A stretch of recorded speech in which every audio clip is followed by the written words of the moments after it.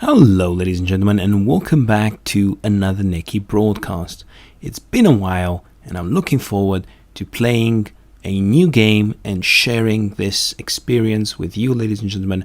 Today we are playing Battle Brothers. It's an extremely interesting and difficult turn-based strategy game, and you are basically the leader of a mercenary company, and the fighting system is incredibly intricate and complex.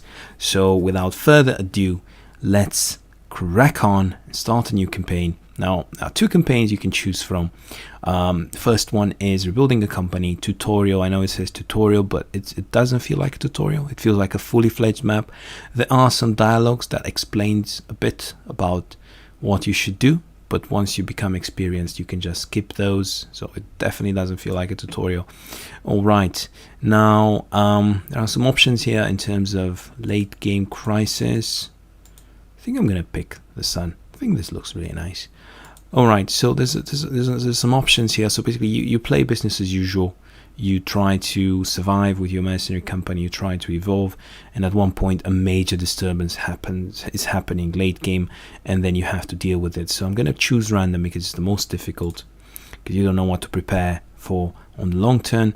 And permanent distractions means if this major incident or somebody else destroys a city, it stays destroyed. So obviously vying for resources becomes a incredibly ruthless endeavor. So now in terms of economic difficulty, I would say expert, combat difficulty expert, and starting funds low, and Iron Man means that we only have one save, no more. I mean, we can't save before a battle and retry it. No, we've made a mistake. We lost our company. The company is lost. You have to start a new game.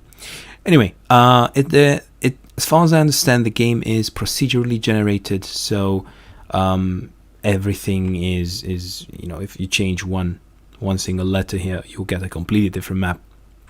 If you guys are curious and want to replay this map, if you put this map seed, you'll get exactly the same map.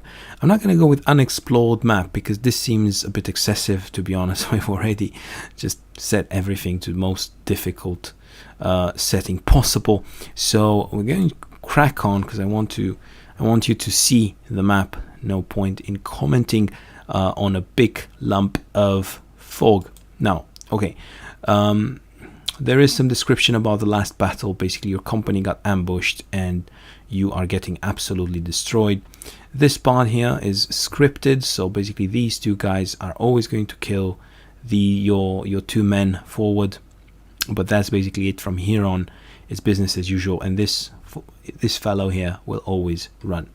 All right, so now it's really important what happens with these last two enemies and what happens with your two fighters. As I said, it might look simple, but it's actually quite complex.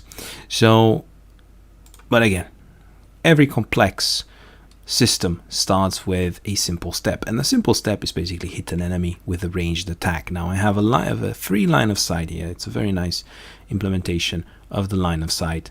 So obviously if I try to hit the one in the back, you can see this one, the one in the front blocks my arrow path, so I'm going to go with the one in the front. The shield blocked it, so incredibly difficult for me. Now I'm going to end turn, and I'm going to proceed to the next fighter. Now, important resource is basically this action point meter. So if I'm going to walk once, you can see my action points are dropping by 2, and you can see that after the step I could still use my abilities. My abilities are provided by my weapons. So this axe is a pretty powerful weapon, but it needs a lot of energy to wield. It takes 6 action points, and also because I have to use both my 2 hands to wield it, it means I can't carry a shield. So it's give and take, more or less. So if I move one tile towards the enemy, I could still use split man or round swing.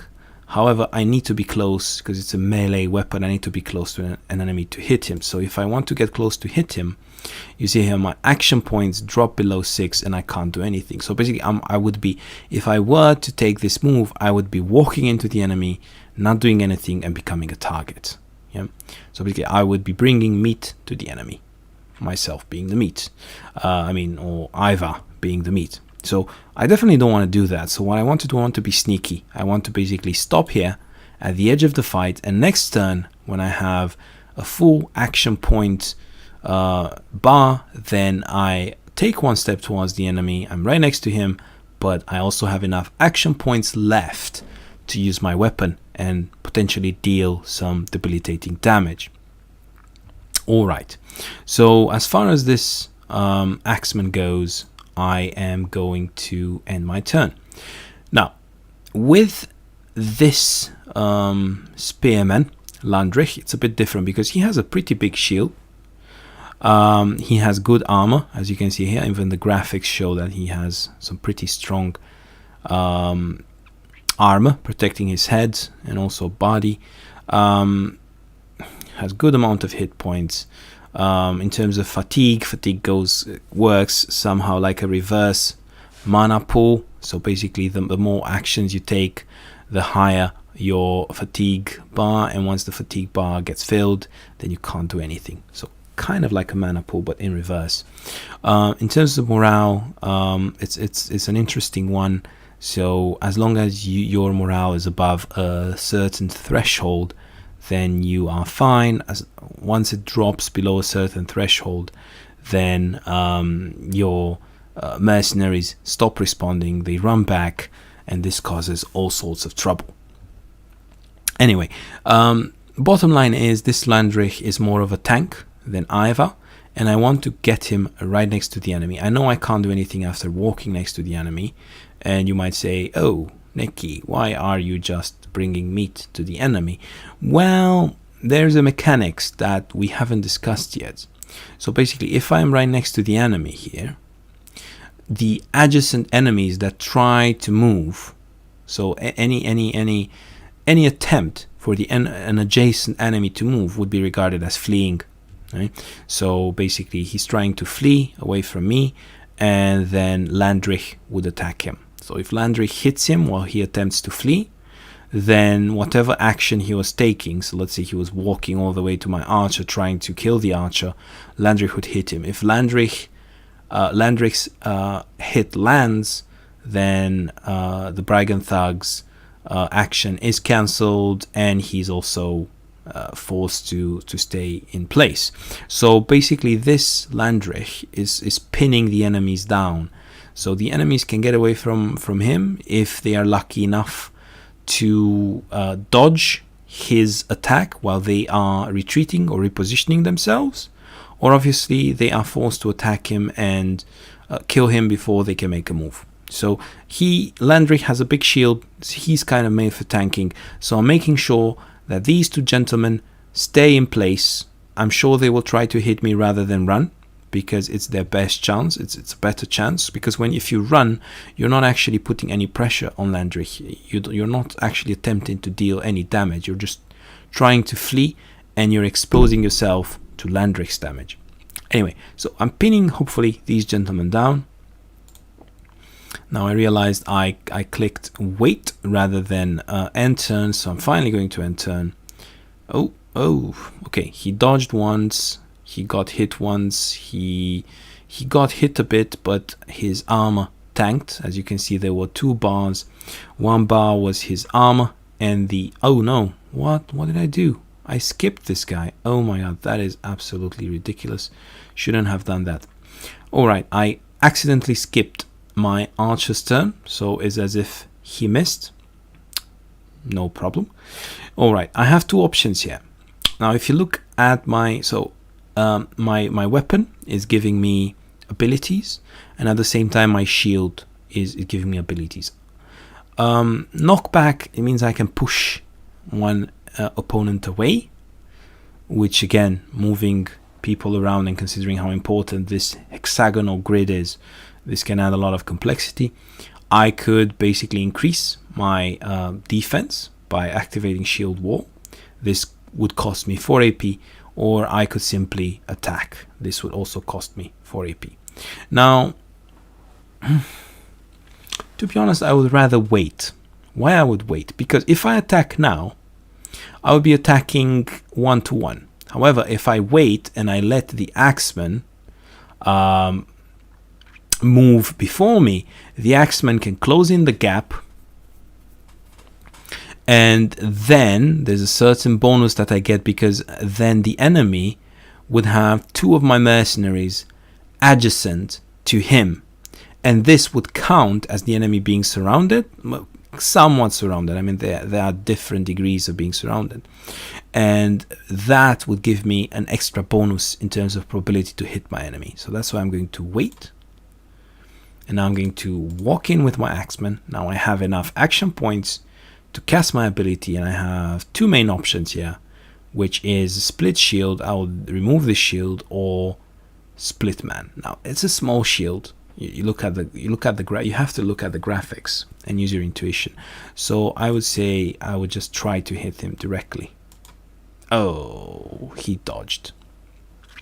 All right, that's unfortunate. This weapon is pretty scary.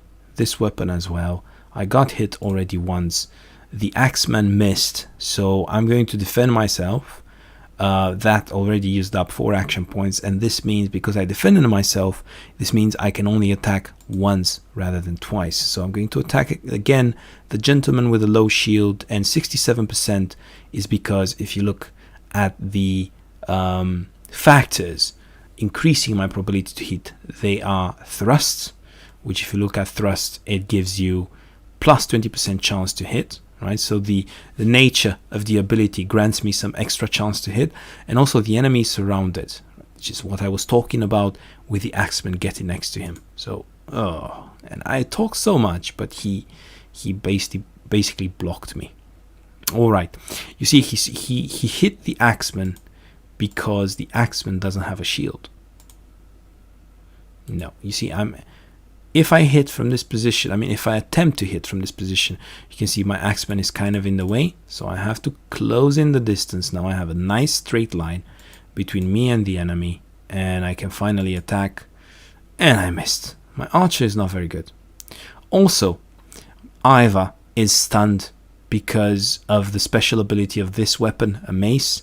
So I'll be completely honest with you, ladies and gentlemen, this doesn't look very well. You see, the turn was skipped because he was stunned.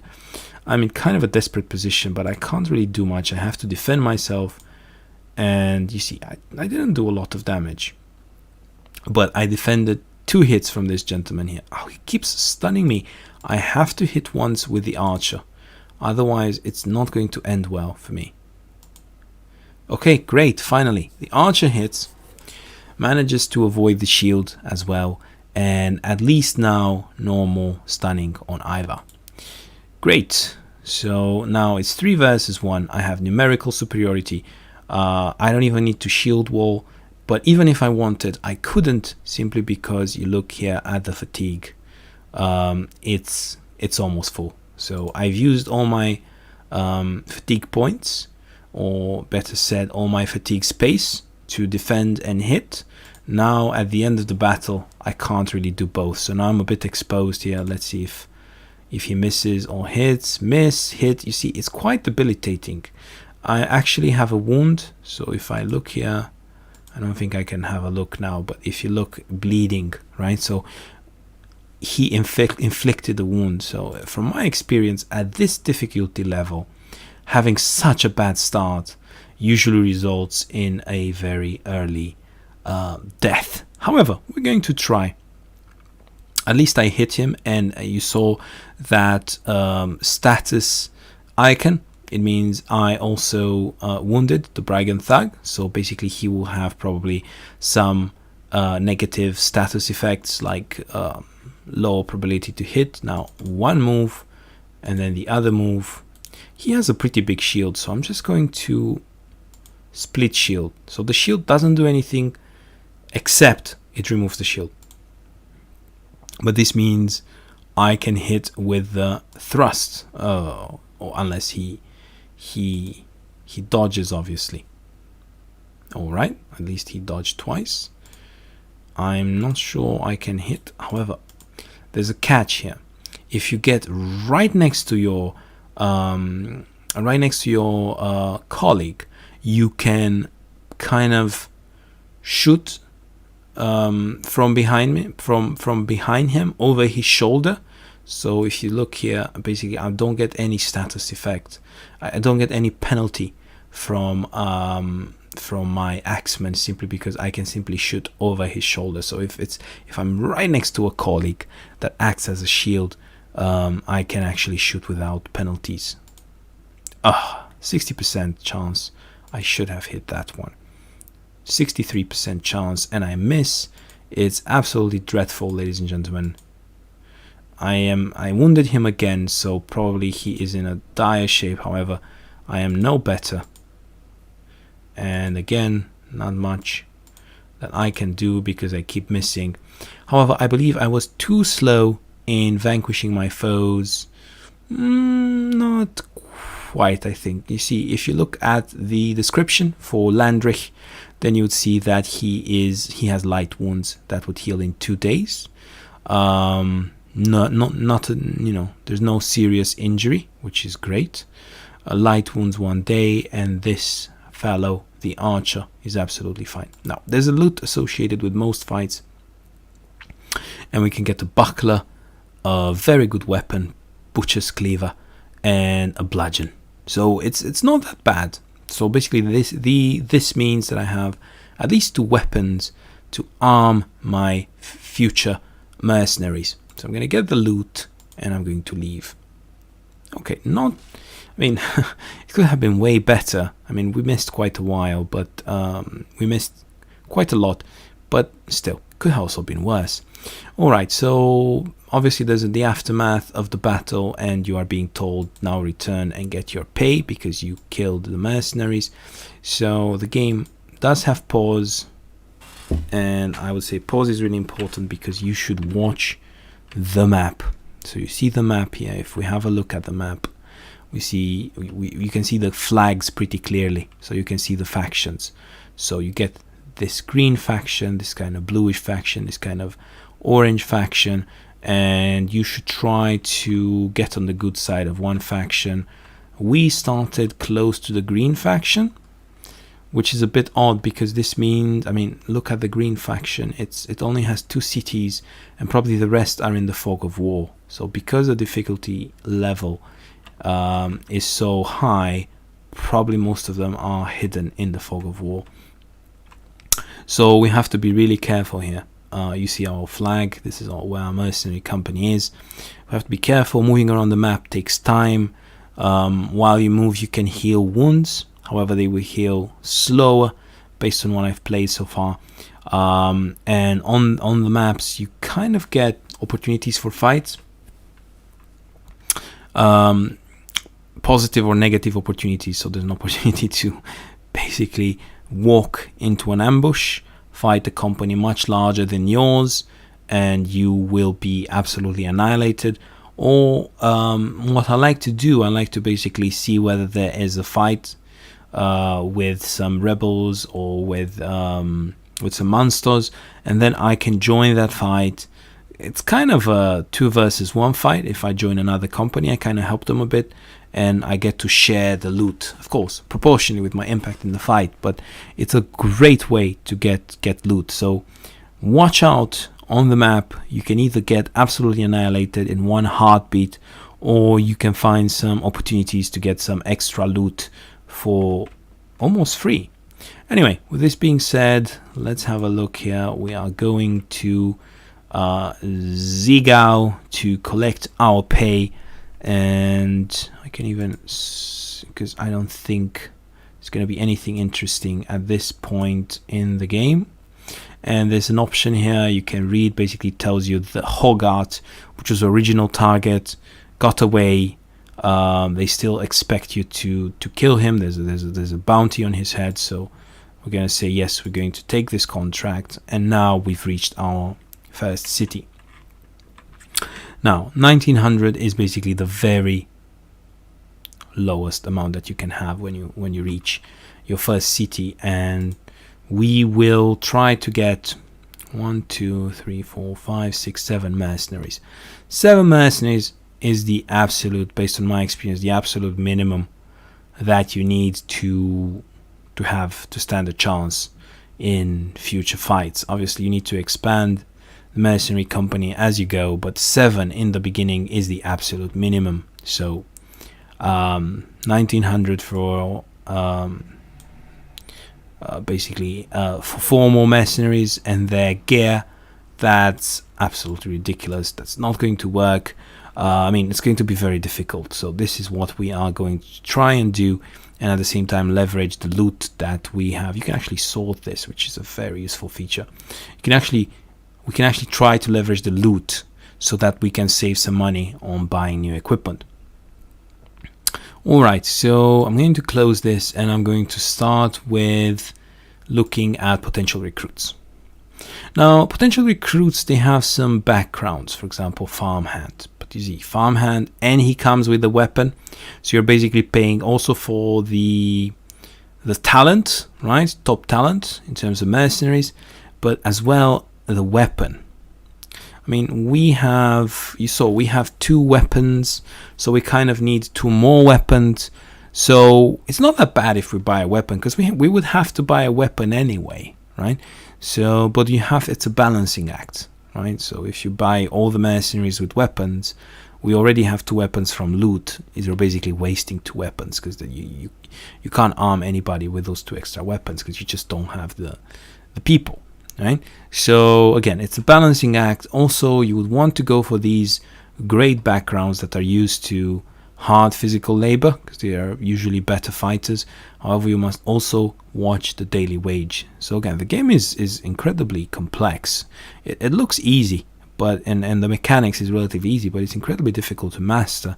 So I died quite a few times very, very quickly. I mean, probably this will be one of them, but I'm going to give it a try for you, ladies and gentlemen. So I can see this gentleman here is a shepherd, which is not too bad, because they are used to physical labor and they can fight wolves. And also he comes with no weapon. So I'm kind of half tempted to recruit this lad. I mean, he only costs 6 per day. The problem is he also comes with some character traits which you don't know. I mean, you could try out, but I'm not gonna, money is really tight. We are playing on the hardest economic difficulty, so I'm not going to spend. I'm just gonna hire him, and then post fact, I'm going to check what he is worth. 51 is not that bad for a person being paid 6 per day. It's not that bad. The traits, fear of beasts, not too bad. Could have been worse, I guess. But I have to be careful. If I fight beasts, this guy will always be... he has pretty low resolve. He has pretty low morale. This guy will probably fight. Will probably run back. But other than that, it's not that bad, to be completely honest with you. So basically a free mercenary here. I could also use him in the front lines, because if he's exposed to higher risk, and he might he might die, and it's pretty cruel, but as a mercenary, as part of this game, you basically want to protect your better mercenaries, and you want to basically put the lower skilled mercenaries in the front lines. Anyway, but it can be, you can have different strategies. You can do the opposite, because you could say that the more experienced veterans can hold their own and can tank, while the newbies can hit with, let's say, a long-range weapon from behind enemy lines. So it really depends what you want to do. But usually, if you have a low-skilled mercenary in this game, you don't, from the strategies that I've employed, it seems that if you don't, if you make him absorb the highest risk, that usually it pays off on the long run. Anyway, I'm going to close this. So because we basically hired a £6 per day mercenary, a very cheap one, we still have a lot of funds available. This one is a brawler. It doesn't cost that much up front, but it does have a high daily wage. Day teller, doesn't excel at anything. Monk, not interested. I'm really curious about this farmhand. If you look at the farmhand compared with the brawler, the farmhand is cheaper in terms of daily wage. He comes with a weapon as well. There is an extra premium you pay for the weapon, so I'm just going to hire this one as well. So now if we look at the other farmhand, 54, that's very good, compared to 51. 54, 64 hit points, so much bulkier than Casimir. Friso is much bulkier than Casimir, and he came with a weapon, so not that bad. I would put my archer here, then I would put a tank on this side, then I would put a tank on the other side, and I would want the Friso to be behind enemy lines, kind of. So I'm thinking perhaps this, it depends. If I have shields coming at me from this side, then it will be better. So I intend to give this gentleman here a shield. So I just need 2 more people on this side to have a fully fledged company, at least for this part of the game. So I'm going to look at... So this is interesting, however, it's very expensive. And the vagabond, I'm not sure. I'm going to have a look at another city as well. Now, other than recruits, marketplace is also really important. I mean, you have to look for there are usually some stats, some bonuses, some advantages of disadvantages, some events. Let's say if the city was raided recently, then the prices at the market would be quite high. It would be against you. So for example, I'm interested in buying tools and supplies. You can see I only have tools and supplies left. They are used to repair weapons, and they are quite expensive. The market price is 200. I mean, let's say the national Bank of England estimates, based on all the tools and supplies in the whole realm, Bank of England estimates that the average price is 200, whereas this city asks for 303. This is way above the market price, right? So we're going to try to buy these from another city. If the other city doesn't have a better deal, we might be forced to buy overpriced tools and supplies from here. Anyway, we're looking for shields. However, they only have a very bad shield, so I'm gonna leave. They don't have an armorer, so I have to keep in mind that here I only have 1 shield, but the shield is quite...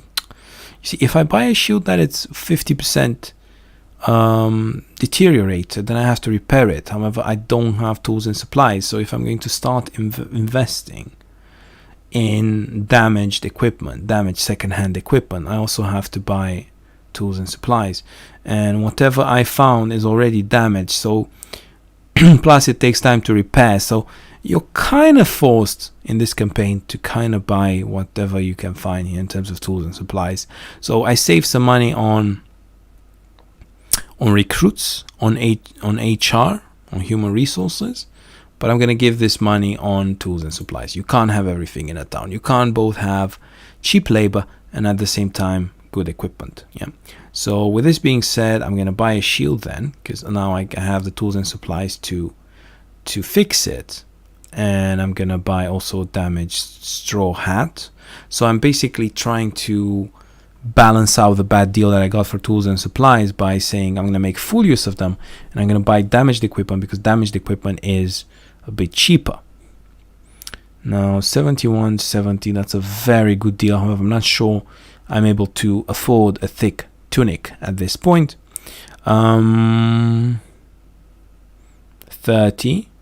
that seems very cheap. So I'm just going to buy that, and going to say that I want everything to be repaired. So repair, repair, repair, repair, repair, repair. So I'm gonna use everything in the end. All right, so I think I've seen enough in this city. I'm gonna go to this other city, study the market prices there as well. And I think as soon as possible I'm gonna visit this other faction. It just seems there are more cities to choose from, at least in the explored area of the map. All right, so I've reached this city here. There was some instructions from my second in command to help me. As you can see, this city doesn't really know me. I don't have renown, so my contracts are locked. However, there's a lot of people here that I can hire. Remember, I need to hire 2 more people here. So, and I also need to think, how am I going to equip them? See this Wigmar, Ratcatcher, not impressed. Deserter. It's not that bad, and he comes with a pretty decent weapon. However, I don't. Oh, this would be perfect, but it's look at the cost. Caravan hand, not that bad. However, he costs a lot, and he has a really poor weapon. Messenger, it's fine.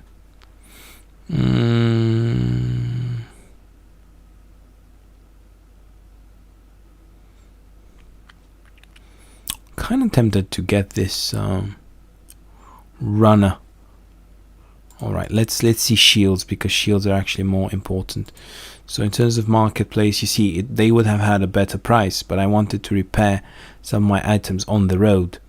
So let me see if they have good shields. Shields are a bit expensive though. However, I need some good shields, big shields that have a lot of defense.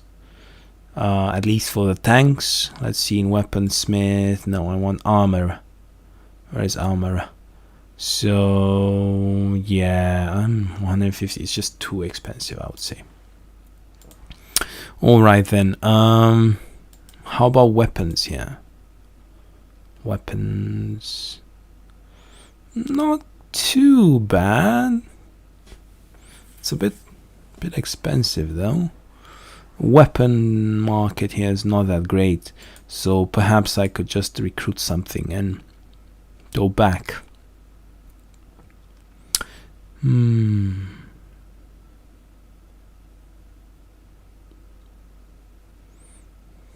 Deserter.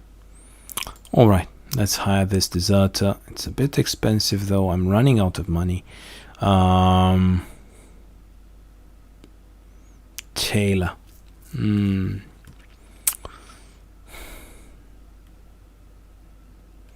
really trust the rat catcher. Militia.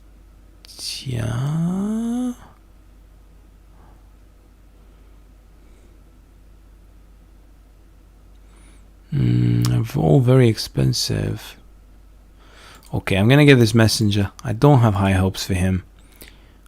48, as you can see, he's not very skilled in hitting anything. He is greedy, so that's why he was costing so much. So yeah, he's going to absolutely destroy my funds. He's brave though, so that's good. Now let's see here. I'm gonna put shield, and here I'm gonna put some shield as well. Then I'm gonna have some of this, and I'm gonna arm them some of the weapons I got. So basically I need one more fighter and weapon and shield for him. Could do this, I guess. I have 2 extra shields, should be fine. So let's go back. So 600 left. If you click here, if you hover here, it will tell you it will last for 9 more days. So probably I could have recruited a bit, at least one more skilled fighter with a weapon. And let's see here. So while we were away, our contractor, our employer, was able to locate the mercenary that escaped first time. So we have a new contract to finish the job.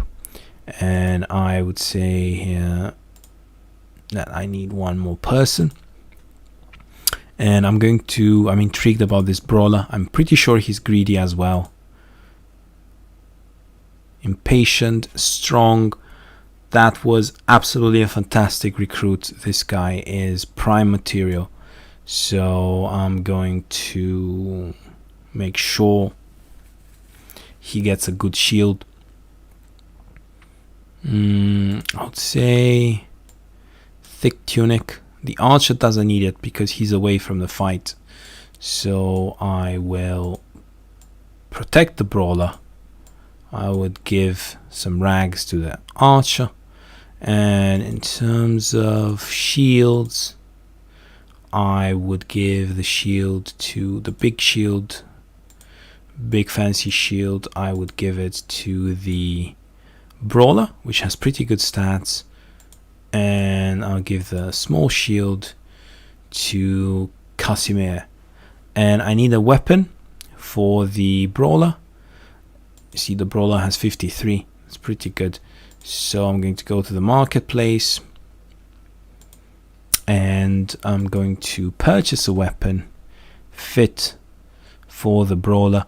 I'm going to take the axe because it's pretty close to the market price. And I need an axe, to be completely honest with you. So I'm going to go here and I'm going to give the axe to the stallion. Alright.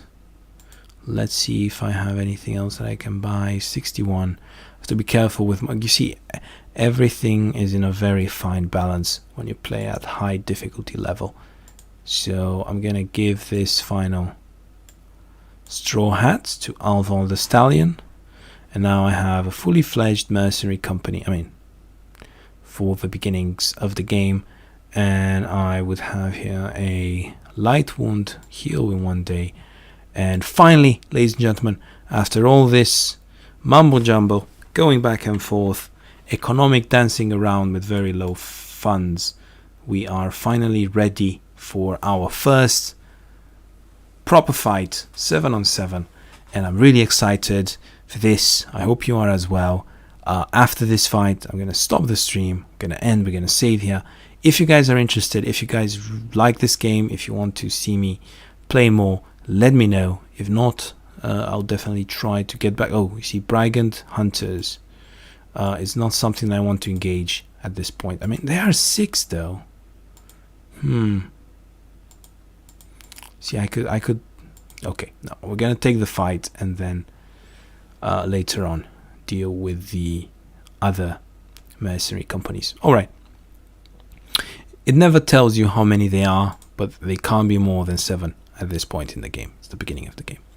All right, so now we have some obstacles here in this fight, and you see also some unknown figures, hidden opponents, because I haven't scouted them yet.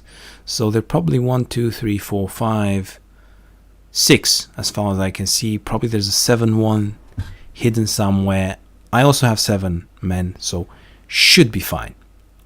Now these can have it can be pretty mobile, so I want to, if possible, to occupy the better positions. However, if you see here, there's like a funnel, right? So I really don't want to go 2 steps. I kind of feel that the best line of defense would be here, simply because the enemy would be blocked by the fireplace. And then let's say if he has a soldier here, then I would have 2 slots to hit the soldier. So I think the best line of defense would be right behind these obstacles. Or, the enemy can't go all the way here. So right here is fine for now. So I'm just going to wait for the enemy to do his first move. Alright. It's not that bad. 49. 54. You see 54. Much better chance. So I'm going to go for the 54. Also a wound. So perfect outcome there. Now in terms of this side, I kind of feel that it doesn't matter. I could be a bit more advanced if I wanted to, because if you see, if the opponent has a soldier here, I would be able to hit him from two sides. So kind of the funnel is in my, it's towards my advantage. So for this reason, I am going to advance a bit, but at the same time wait. I want to see how the opponent is placed. So the swordsman, oh no, that is really, really bad. That was a really lucky shot behind a very big shield. Okay, I'm gonna wait for the time being. Now, seeing how everybody's going towards this side, I'm thinking perhaps go behind my soldiers. You see, I'm within reach. I have 2 slots here. I can hit both these gentlemen, so it should be fine. All right, now if I put my axeman here, he can only be hit from one direction, so I am happy to put my axeman there because he's quite well protected. This gent is wounded, so I'm going to raise my shield and hope for the best. It was really unfortunate that he got wounded. Now, in terms of this soldier with the shield here, I'm going to try to destroy the shield. I won't even attack. I would ignore him at first. In terms of this Casimir, I will try to attack the item with no shield. And of course, failed miserably. Now, I'm going to try to surround this opponent. You see, he lost morale. And I'm going to try to hit him above the shield. Success. He is stunned. So now I can actually deal a lot of damage. Okay. Pressure piling up on myself. Which is actually really scary, him walking around like this. Okay, I hit the target without shield. And now I'm trying to split shield. Even if it's a small shield, I want it out of the way, so I have 2 targets without shield. Alright, I'm going to use my weapon here to try and hit somebody. 40 chance to hit is not that great, but I'm going to try anyway. Hit the shield as expected. Luckily, this gent is dodging, is also blocking with the shield. And now it's my turn to try again to split the shield. Okay, shield split. Should make it easier to hit. Now I'm gonna try again. This is a very powerful weapon, but it doesn't hit that well. So this was a great outcome there. Now I'm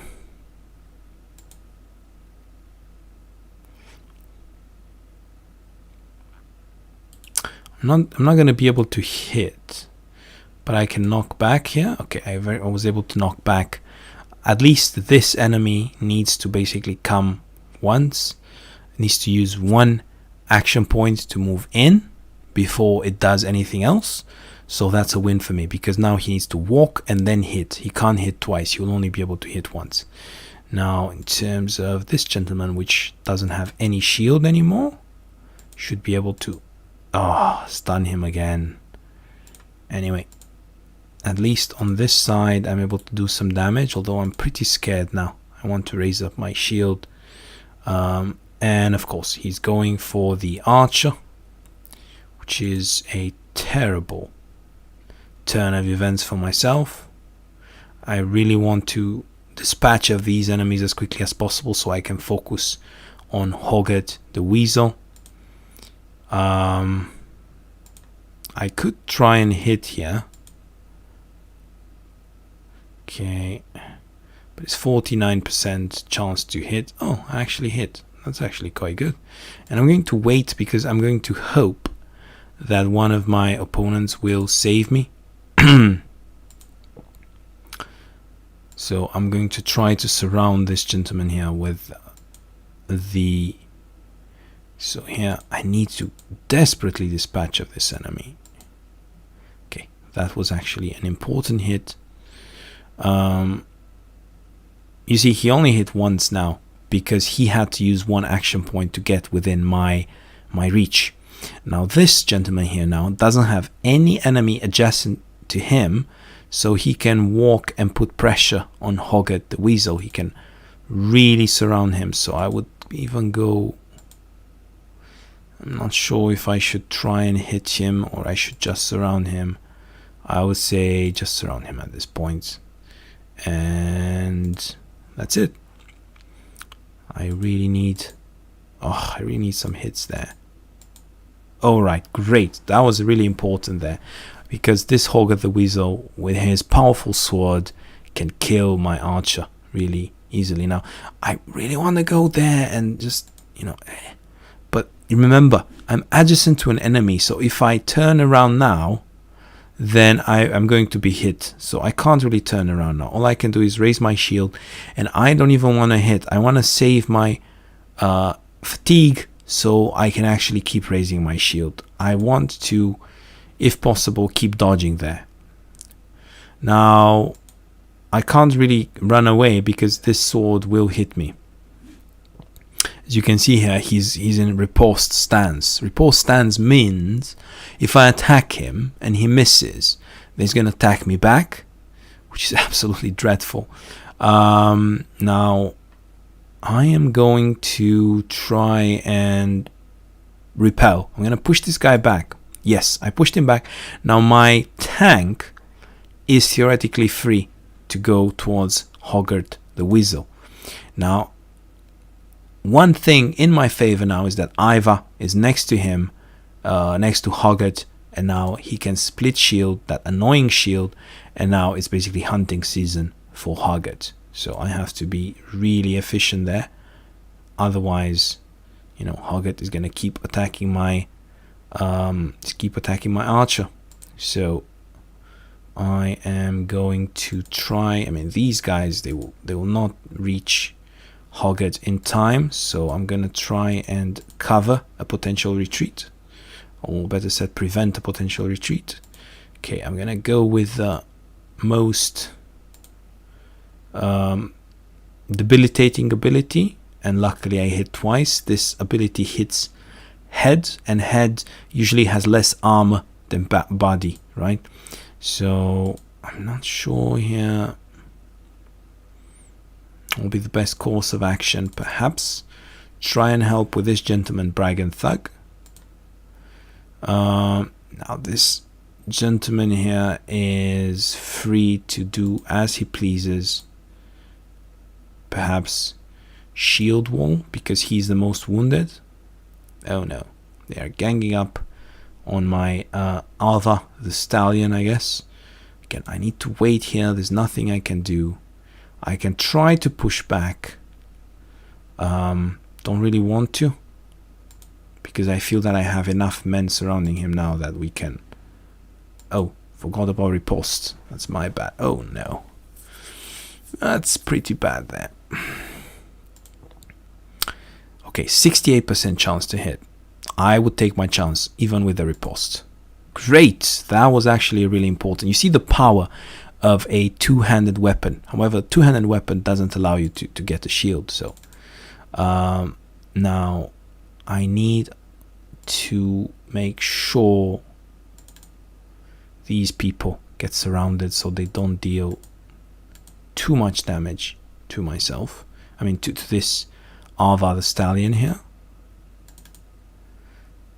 And okay, push back so he can retreat. Now remember, this archer couldn't reload because he had an enemy adjacent to it. Now he can reload because the enemy is dead, obviously. And it's a distance of 8, 42% with shield. Luckily for me, I hit. Again, 42% to hit can happen, yeah.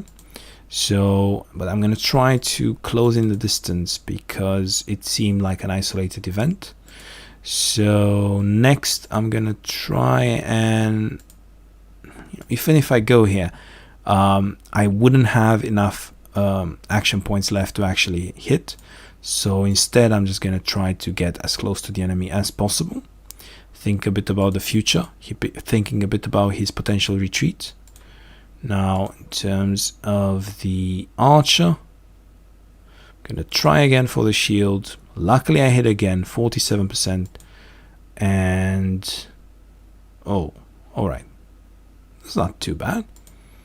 Now, let me see here. Oh, this guy is retreating. I see. You see, I can walk around freely because you see the white flag here. He's retreating. It means the normal zone of control rules do not apply. So once you've basically hit an opponent enough or hit his team enough so that his morale is low, you get this retreating sign. So it doesn't really matter. You know, I was able to walk around his zone of control and... Okay, never mind.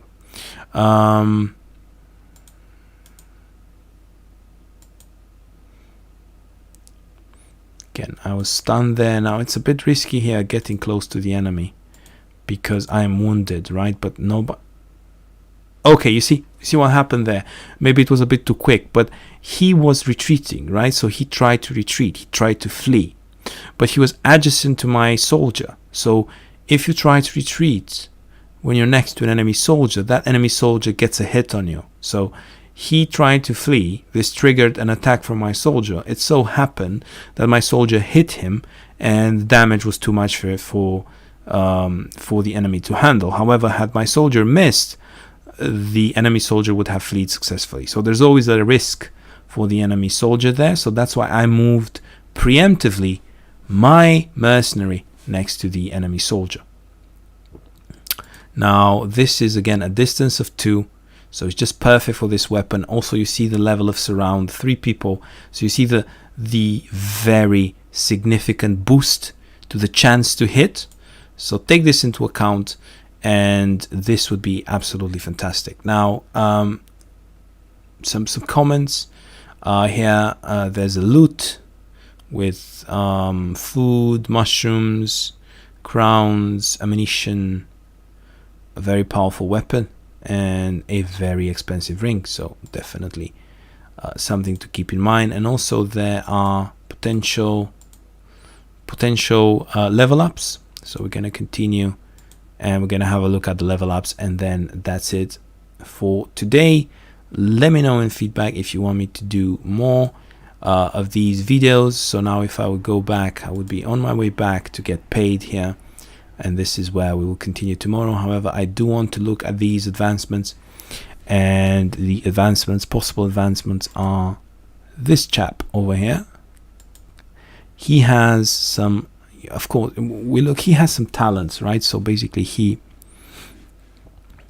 you see, he has pretty good bonus for initiative. So he is better than others at learning initiative.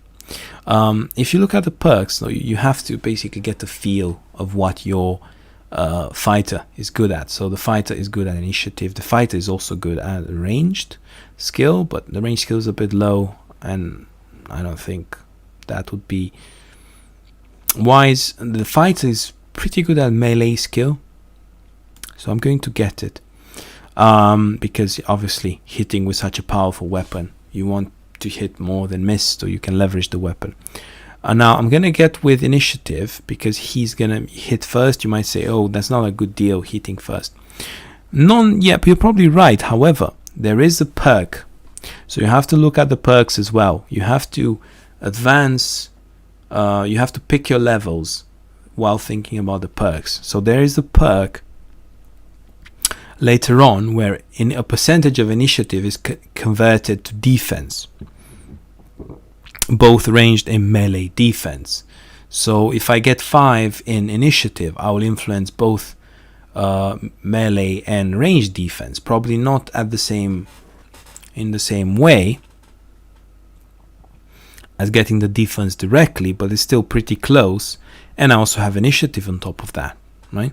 So I'm gonna get initiative because it's pretty good bonus in terms of initiative, +5, and the melee defense is not that bad. Now 3 is not that bad. So defense, attack, and initiative, I need again, why initiative? Because initiative translates into increased defense, and I need defense on this axeman simply because he's wielding a two-hand weapon and he cannot carry a shield, so he cannot carry a bonus to his defense.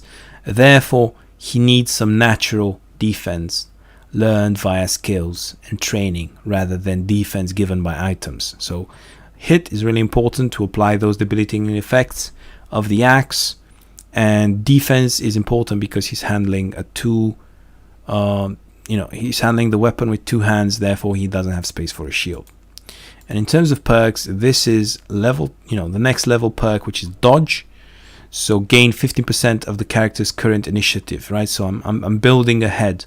Read all these perks to see where you are going. Now, in terms of the first perk, I personally like to go Colossus, but as you saw, +2 hit points. He doesn't have a natural talent for hit points, and I like to get either crippling strikes or fast adaptation. So I would say fast adaptation means if he misses next time, he'll have +10%, because this is a pretty powerful weapon.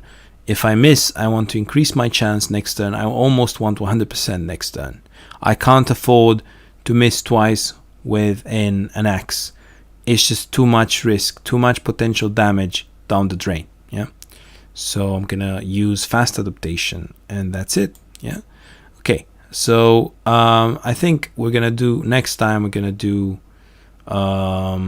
Ferdinand the Berserker, or we can do him now. Let's have a look here. So he's pretty good with range skill, so I'm gonna keep increasing that. Also, he's pretty good with initiative. Remember, initiative translates into defense, and I would say he's pretty good with melee skill as well. So I'm gonna pick melee skill 60 and 52 because that's pretty impressive. 4 and 3, he's hitting pretty well. So I took initiative because he's very talented for initiative, and because initiative translates into defense, and again he's handling a bow. Is a two-handed weapon, so again he needs kind of this natural defense. And I took melee skill, which might seem a bit odd, but he can actually change weapons in battle.